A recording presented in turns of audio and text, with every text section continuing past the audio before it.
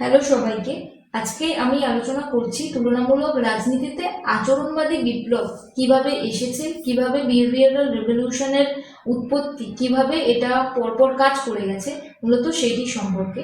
তো তুলনামূলক রাজনীতিতে আচরণবাদী ধারার উত্থান যদি আমি পর্যালোচনা করতে চাই, তাহলে এটা বলা চলে যে তুলনামূলক রাজনীতি হলো এমন এক আধুনিক দৃষ্টিভঙ্গি যেখানে প্রথমে কি হতো, সংবিধান, প্রতিষ্ঠান এবং আইন, এই ধরনের যে প্রাতিষ্ঠানিক কাঠামোগুলো আছে মূলত সেইগুলো নিয়ে আলোচনা করা হতো। কিন্তু পরবর্তীতে যখন এর আচরণবাদী বিপ্লবীরা বা বিহেভিয়ারাল রেভলিউশনের যারা তাত্ত্বিক আছেন তারা উঠে এলো, তারা এইগুলোর পরিবর্তে বা এই যে প্রতিষ্ঠান কেন্দ্রিক যে জিনিসপত্রগুলো ছিল সেইগুলোর পরিবর্তে মানুষের রাজনৈতিক আচরণ এবং মানুষের যে রাজনৈতিক আকাঙ্ক্ষা, মানুষের রাজনৈতিক সংস্কৃতি, এই সমস্ত জিনিসের উপরে বেশি ফোকাস করতে থাকলো।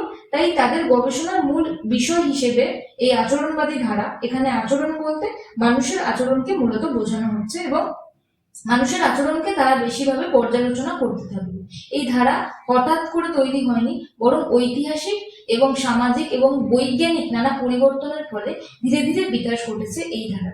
ঠিক আছে, প্রথাগত পদ্ধতির সীমাবদ্ধতা।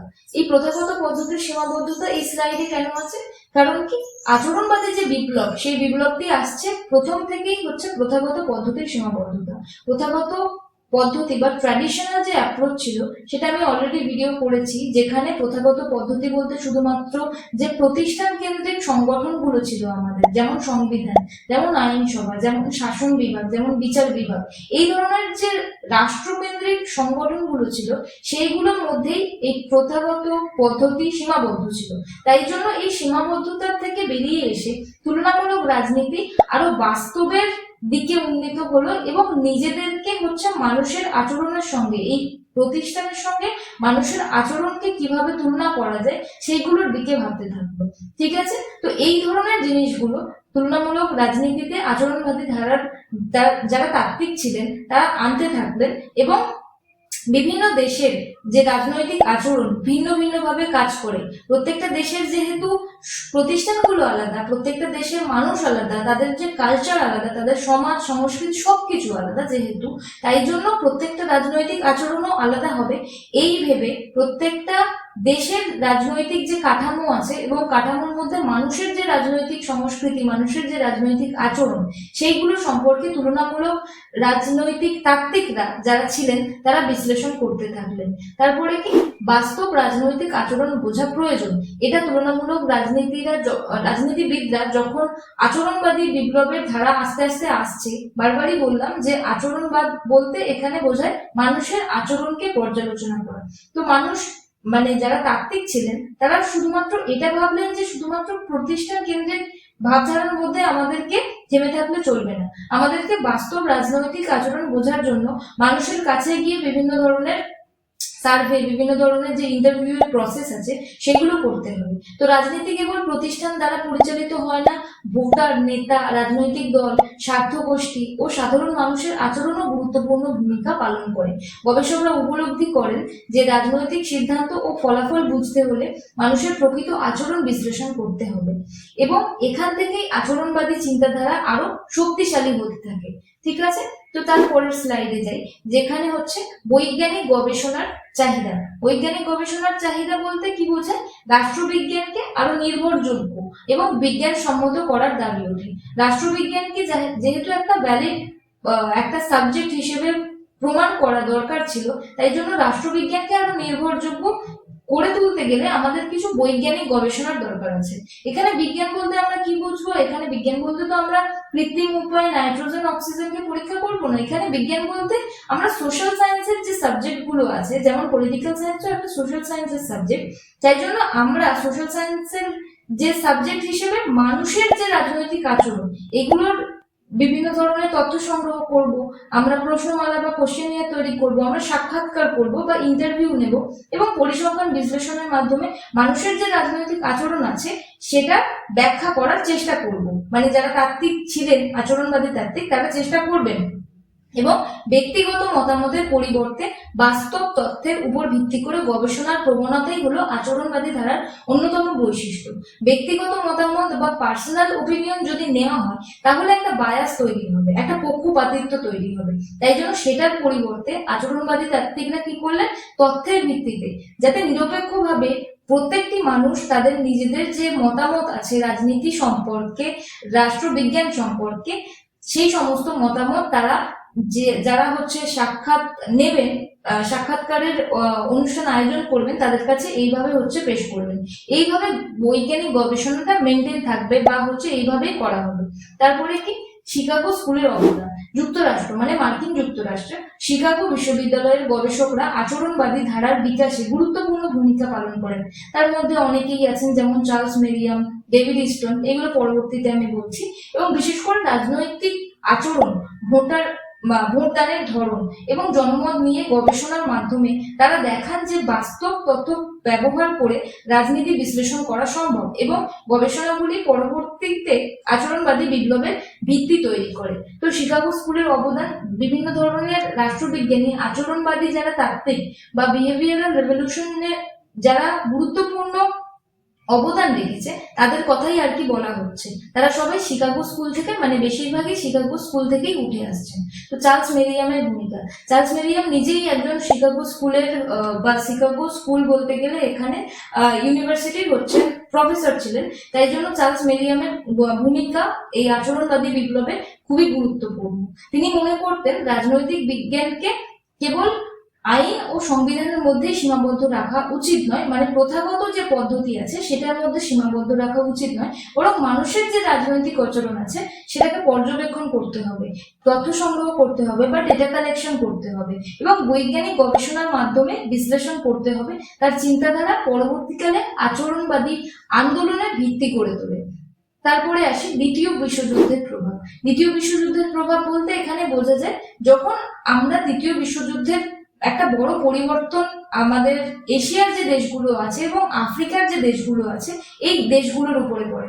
কারণ যারা দ্বিতীয় বিশ্বযুদ্ধে লড়ছিল, বিশ্বের বড় বড় দেশগুলো যেহেতু লড়ছিল, পশ্চিমী দেশগুলো যেহেতু লড়ছিল, তাই দ্বিতীয় বিশ্বযুদ্ধের এই যে টাইম পিরিয়ডটায় তারা এই যে ছোট ছোট দেশ বা যেখানে তারা সাম্রাজ্য স্থাপন করেছিল সেগুলোর দিকে খেয়াল করেনি। তাই জন্য এই যে নতুন এশিয়া আফ্রিকার যে দেশগুলো আছে সদ্য স্বাধীনতা পেয়ে যায়, নতুন করে রাষ্ট্রের জন্ম হয়, গণতন্ত্রের বিস্তার হয় এবং ভোটারদের রাজনৈতিক অংশগ্রহণ বৃদ্ধি পায়।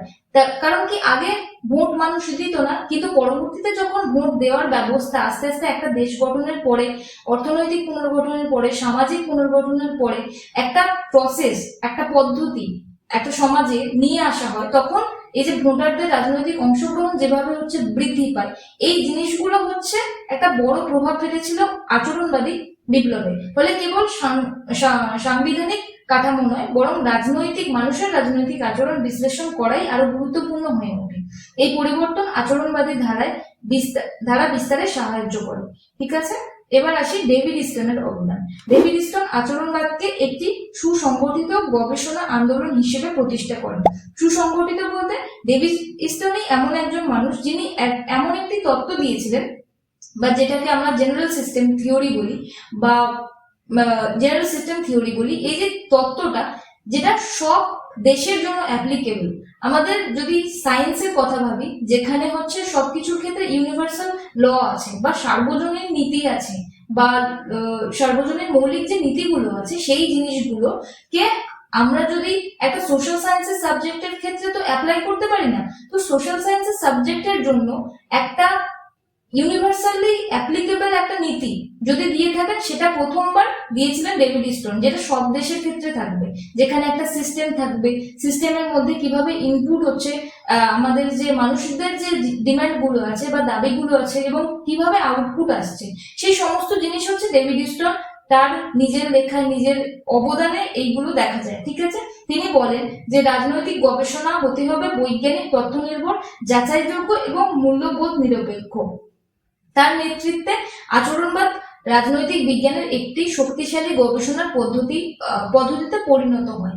তো আচরণবাদী বিপ্লব এইভাবে বিভিন্ন তাত্ত্বিকদের যে মতামত, তুলনামূলক রাজনীতি সম্পর্কে, মানুষের আচরণ সম্পর্কে, পদ্ধতিগত যে প্রথা ছিল যে প্রথাগত যে পদ্ধতি ছিল সেই পদ্ধতিটাকে সরিয়ে রেখে মানুষের যে রাজনৈতিক আচরণের বিস্তারের জন্য তারা যে ধরনের ভূমিকা বা অবদান রেখেছে সেইগুলো অনস্বীকার্য, এবং সেইগুলোর জন্যই আচরণবাদী বিপ্লব আরো বেশিভাবে বিস্তার লাভ করেছে।